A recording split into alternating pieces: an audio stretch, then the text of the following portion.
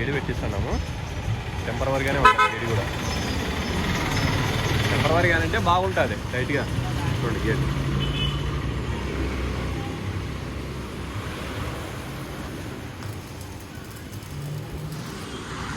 ఎల్లింగ్ పెట్టించేస్తున్నాము. ఈ రోజుతో సగం పని అయిపోయింది.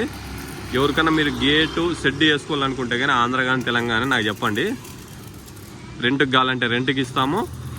మీరు కొంటారనే ఓకే, ఇంజనీర్తో సమానం ప్లాన్ చేస్తా. ఎవరికైనా కావాలంటే అయిపోయింది. చూడండి, మనం కావాలన్నప్పుడు క్లియర్గా బాగా నీట్గా ఒడివిక్కోవచ్చు. ఎప్పుడే కానీ సిమెంట్ వేయకూడదు ఇట్లా గుంతలకు. ఓన్లీ మన్నే వేసుకోవాలి. మన్ను వేసుకున్నామంటే అయిపోయాయి. మన్ను వేసుకొని ఏడా టైట్ పొజిషన్ చేసుకోవాలా. షెడ్కి మొత్తం టైట్ పొజిషన్. ఇప్పుడు గేట్ ఉంది కదా, అట్లా ఇట్లా వేసుకున్నామంటే గేట్ వంగదు. ఆడ వేసినాం కదా ఒకటి పాయింట్, ఇక్కడ ఒక పాయింట్, ఏం కాదు. ఫోల్ మొత్తం వేసేసాం చూడు, మధ్యలో కూడా ఫోల్ ఉంటాయి. షెడ్ అనేది వంగదు ఎప్పటికీ.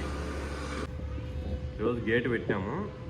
వీడు పనికి వచ్చినాడు కానీ పరమేశ్వర 14 ఊనే కూర్చొని గేమ్ ఆడుకున్నాడు పబ్జీను.